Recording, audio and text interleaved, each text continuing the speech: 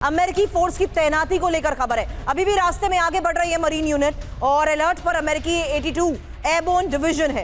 हालांकि जमीनी सेना की तैनाती पर ट्रंप मंथन कर रहे हैं और ग्राउंड ऑपरेशन को लेकर भी सस्पेंस बरकरार है।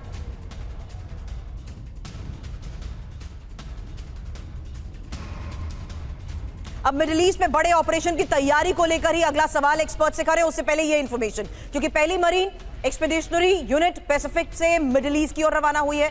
82nd एयरबोर्न डिवीजन को भी तैनाती के लिए तैयार रहने के आदेश है। जमीनी सेना भेजने के विकल्प पर ट्रंप विचार कर रहे हैं। इसका मतलब समझना जरूरी है, क्योंकि अभी ग्राउंड ट्रूप्स के इस्तेमाल पर अंतिम फैसला नहीं हुआ है और किन हालात में सेना उतारी जाएगी यह भी साफ नहीं है। लेकिन क्षेत्र में बढ़ते तनाव के बीच अमेरिकी सैन्य विकल्प मजबूत डोनाल्ड ट्रंप कर रहे हैं। लेकिन खबर अब हॉर्मुज डेडलाइन के बीच अमेरिका की एंट्री को लेकर भी है, क्योंकि खबर है हजारों अमेरिकी मरीन की तैनाती जारी है। खबर है अमेरिकी वॉरशिप के साथ बड़ी सैन्य मौजूदगी को लेकर। ईरान संकट के बीच अमेरिकी नेवी की ताकत का यह प्रदर्शन, जहां यूएसएस त्रिपोली और यूएसएस न्यू ऑरलिंस की यह तैनाती।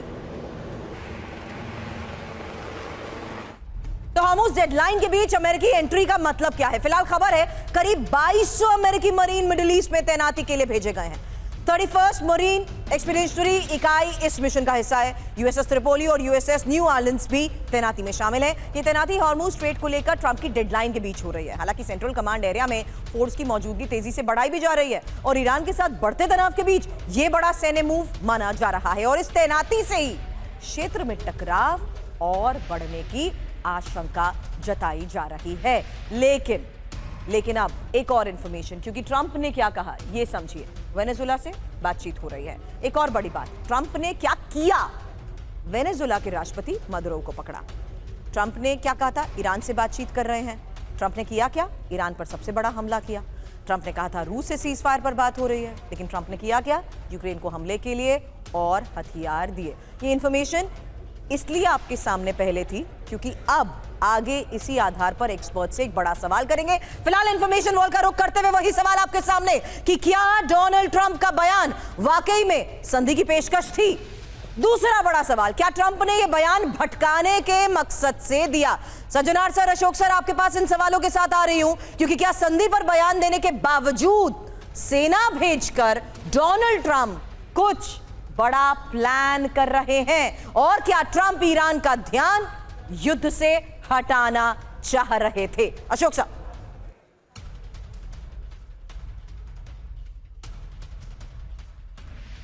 Sir please unmute. I am so sorry, thank you very much. बहुत धन्यवाद सुरभि आपका। देखिए, जब से ये राष्ट्रपति ट्रंप ने बातचीत हो रही थी उनकी, ओमान के जो विदेश मंत्री हैं उनके बीच में बातचीत करवा रहे थे, परंतु उन सब बातचीत को उन्होंने एक किनारे रखकर उनके ऊपर हमला बोल दिया है। और फिर उन्होंने जो सोचा था, जिससे आप बता रहे हैं, जो उन्होंने सोचा था वेनेजुएला मॉडल को यहाँ पर ले आएंगे, वो बिल्कुल भी सक्सेसफुल नहीं हुआ है। उसको बिल्कुल भी कार्यान्वित करने में वो सफल नहीं रहे हैं। तो इसीलिए आप देख रहे हैं जो घर में उनके विरुद्ध ऑपोजिशन बढ़ रहा है, अमेरिका में उनके विरुद्ध ऑपोजिशन बढ़ रहा है, इस युद्ध के विरुद्ध ऑपोजिशन बढ़ रहा है, बाजार में चीजें महंगी होती जा रही हैं, बाजार में एनर्जी के प्राइसेस, जैसे विश्व में एनर्जी के प्राइसेस ऊपर हो रहे हैं सुरभि, वहां पर भी गैस स्टेशन पर प्राइसेस ज्यादा हो रहे हैं। तो उन्हें दिखाई दे रहा है जो ये इलेक्शंस होने वाले हैं नवंबर में, वो उनके लिए मुश्किल बहुत पैदा कर सकते हैं। इसीलिए वो कुछ ना कुछ करके वहां से निकलना चाहते हैं। अभी तक, जैसे जनरल सुधाकर जी ने बताया, बिल्कुल ठीक कहा उन्होंने, अभी तक ये नहीं मालूम है जो उन्होंने किसी से बात की है या नहीं की है, और कहीं पर बातचीत होगी भी या नहीं होगी। परंतु उनको तो ईरान बिल्कुल भी मानने के लिए तैयार नहीं है, और इजराइल के हाथ में भी ये मौका आया हुआ है, वो भी मानने को तैयार नहीं है। तो ये देखना पड़ेगा आगे क्या होता है। ये तो बात हो सकती है जो वो उनका बहलाने के लिए, ध्यान हटाने के लिए वो कर रहे हैं, परंतु जो भी बातचीत भी होगी सुरभि, इसमें वो अपना प्रेशर बनाकर रखना चाहते हैं। इसीलिए मरीन्स को ला रहे हैं यहां पर। ऐसा नहीं जो भाई हमारे पास भी कोई कार्ड्स नहीं है, ऐसा नहीं वो दिखाना चाहते। और इसीलिए मरीन्स वो ला रहे हैं जिससे कि दबाव ईरान के ऊपर बना रहे, और जो आखिरी जो नतीजा निकल कर आता है वो उनके अपने फायदे के लिए हो, ना कि पूरी तरीके से ईरान के फायदे के। सर एक और पहलू सिकेगा, क्या अब इसी बयान या इन तमाम दावों के बीच वो टाइम बाय करते हुए अलग स्तर पर तैयारी करना चाहते हैं?